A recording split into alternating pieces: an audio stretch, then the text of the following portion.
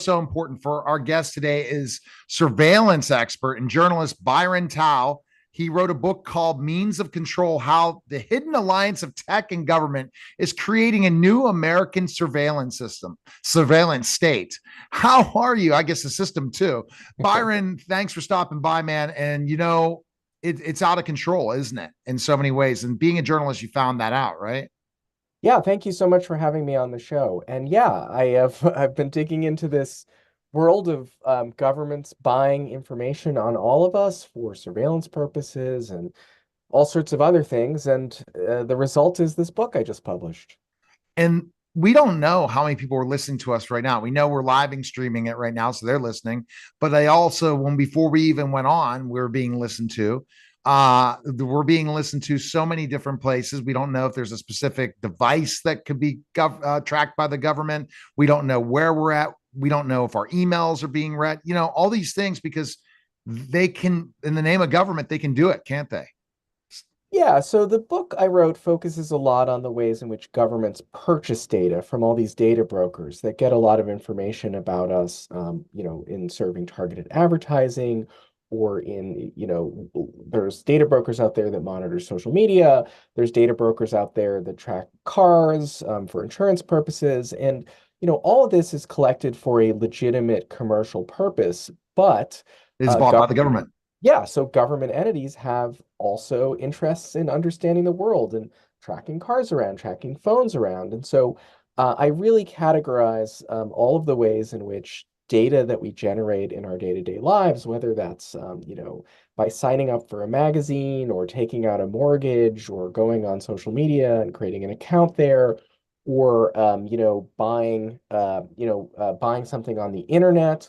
All that generates some sort of data, and there are government entities out there that have found very useful and interesting things to do with that data involving public safety, involving military operations, involving intelligence operations. And governments want to understand the world. They want to track people. They want to they have a public safety mission. They do military strikes, and data that we all generate every day is useful in a lot of those missions. Oh, 100%. And so what can we discover? I mean, like that's why I was trying to talk about. Everyone's listening to us.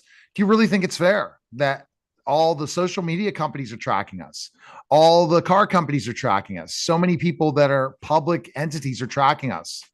Yeah, You think the government, but we didn't know that that's what they sell it back to the government. I don't think that's a fair thing at all. yeah, it's a good question. And, I think that the way that the government sees it is that, they have a very important mission, right? Law enforcement entities, police officers, they're trying to solve crimes. The military, they're trying to keep us safe and they're trying to keep us either in or out of foreign conflicts, depending on how you feel about the military. The intelligence community, they're also trying to understand what our adversaries are doing or fight terrorists. And so their view is if Home Depot gets this data to target ads with it, if Walmart can use it to, figure out if you want patio furniture or children's toys, then our public safety mission is just as important, if not much more important, than what these corporations are doing.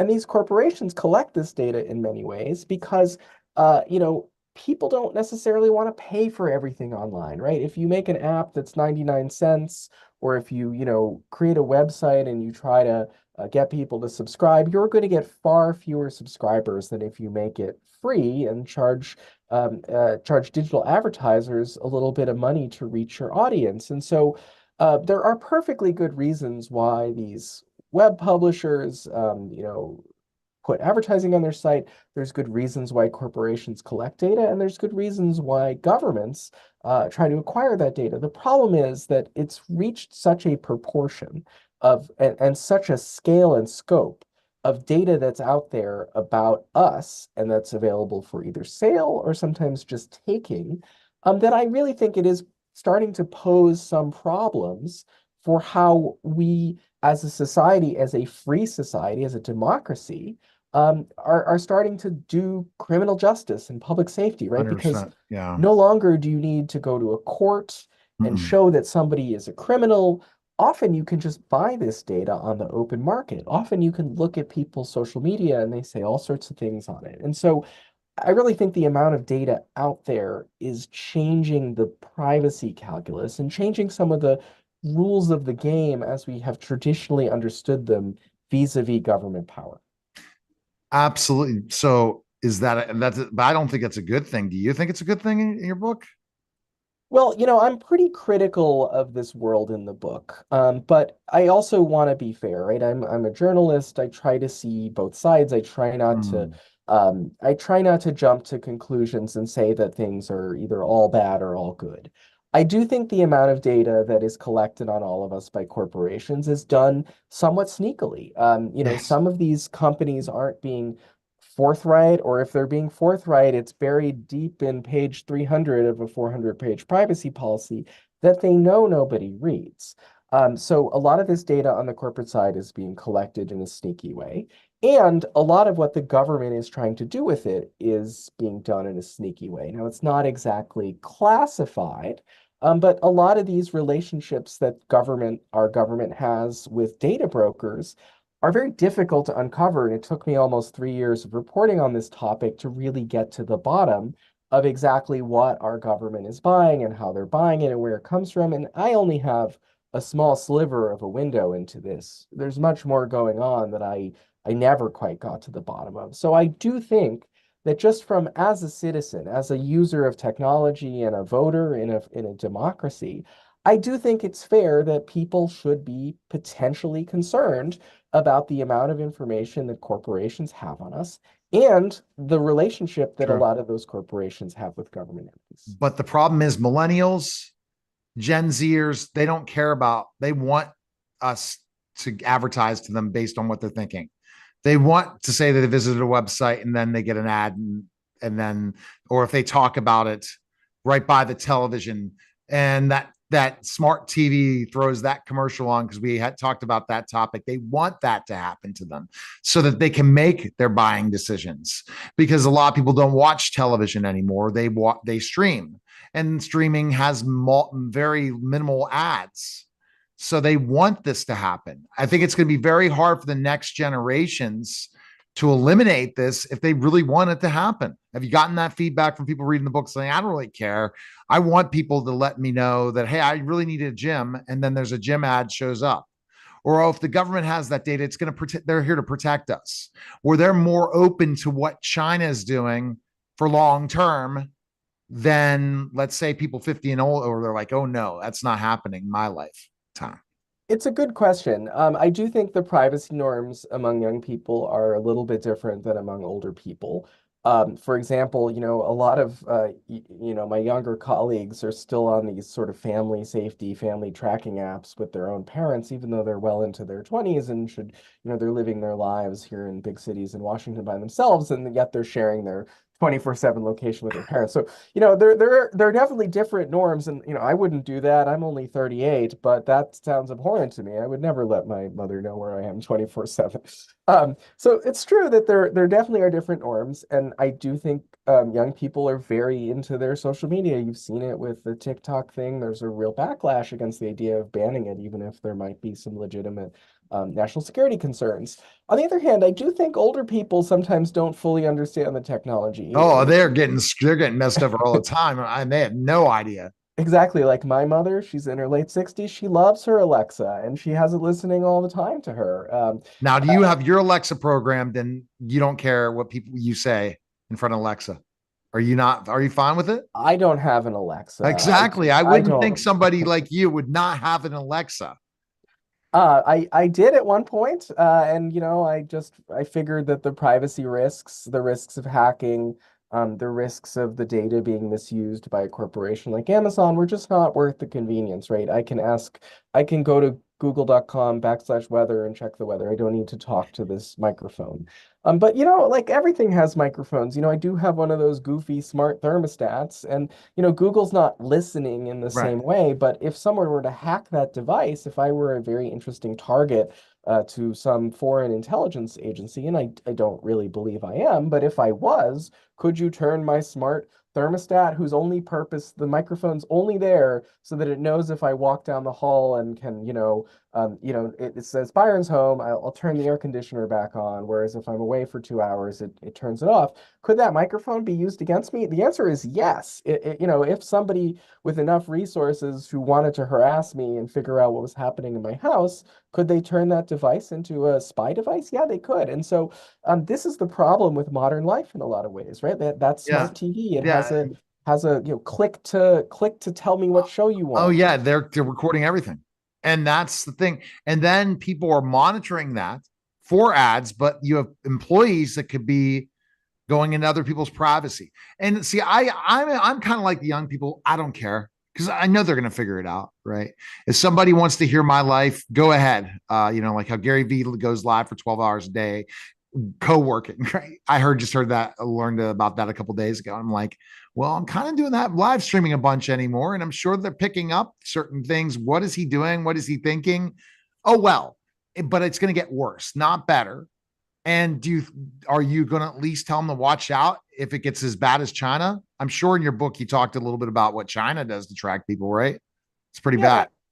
I mean, if you think about, and I'm not drawing any moral comparison between the United States and China because I don't think there is one. I do think the United States is a functioning, if not imperfect, democracy, and China is a genuine authoritarian state that is repressing a population, a minority population. So we're not talking about the morals of what governments or businesses are doing with data. But if you think about the data that's collected on the average American citizen and the data that's collected on Chinese citizens, it's not all that different. No. The amount of information that's given to the state to weave together into one giant sort of nightmarish database is different, right? China, its local police definitely has access to a lot more information about every citizen, and that's drawn from corporate records and government records. In America, we don't take the step of giving, Officer Friendly down at the police department a 365-degree look at everything everyone's doing all the time.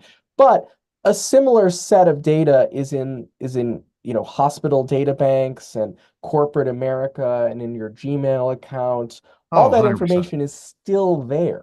We just as a society haven't taken the step of weaving it all together and giving the local police an access to it. Unless And they take a so search warrant, right? If you have a right, search and of warrant, you course, can like do then it. if they get a search warrant and they can say that, we think Byron's a bad guy, here's your honor, like here's the reasons why we think he's a bad guy. Now we can And break yeah, into now a we search. can go get a lot of information about Byron. But until then, that information is scattered around a hundred, You if really not a think that's thousand. happening, or you think there's some people bending the rules? I guess everyone bends the rules in some sort of ways for the side of law. So, what is the ultimate goal for you writing this book? What do you want people to learn? I mean, it's intriguing. I could talk to you, but I love you're taking this journalist point of view. You're not going to say it's bad because you're being a journalist, and and your book probably gives both sides to this argument, and that's great because not many people do that when they write books. Yeah, I see it as my role to give the public good information. And, when I started doing this reporting, I thought that in a lot of ways, the truth about what people's devices are doing, what services they're signing up for, and where that data is going, and what their government is doing with data about them, I thought a lot of that was being hidden from people. And I thought it was being hidden from people on purpose. And I will go out on a limb and say that that's bad, right? I do not believe that corporations or governments, except in the most extreme circumstances, should really be hiding the ball about exactly what they're collecting about people, what they're doing with it, and how they're putting citizens' data to use. And I think it's important for people when they use technology or when they, sign up to a government program. I think it's very important for trust in the corporation, in the device, and in the government for all citizens and all tech and all voters and all consumers in their role of people who buy technology and use it. I think it's important that they know what's going on their device and what's going on with these services. So that's really my goal. I'm trying to educate, and certainly there are bills in Congress that various lawmakers are proposing. There are things citizens can do if they want to reclaim some of their privacy, and I do try to talk about that a little bit in the book. But in general, my aim is to try to educate. Well, you're educating. So it's interesting. You're not taking a huge stance. I mean, I'm like I told you before, like when they can put Neuralink in my brain, I'm doing it. Okay, last question I had, and you just gave me 1,000 points. Our government, is government going into our Chat GBT and Gemini with the information we're feeding that all the time? Is our privacy being taken there? What are your thoughts on that? I have no idea. I will tell you that the hunger for data is only going to increase because of these technologies, right? These things are trained on data that we generate. They're trained on Reddit posts and stuff people say on YouTube and radio broadcasts. And so to get these things to even work, you need to go out and get these gigantic data sets and then tell the Yeah, computer, this is read all this and behave just like it.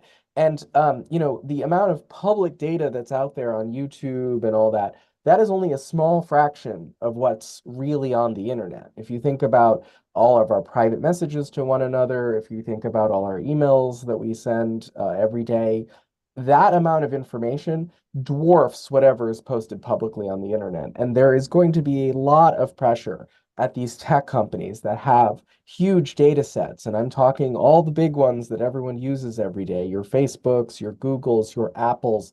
They have billions of users who are saying things to other users every day. And there's going to be a ton of pressure to feed that into these future artificial intelligence systems. And maybe they're going to do it surreptitiously. Maybe they're going to be honest with people and ask them to opt in to train these systems. I don't know. that's book And two for you. That's another book two, book for you, right? Byron. And So we're because that's going to be so much you want to dive into.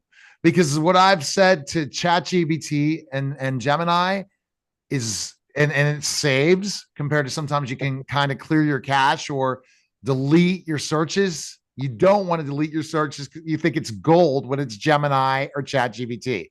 I think it's gold. I wish there's a search ability for all the chats.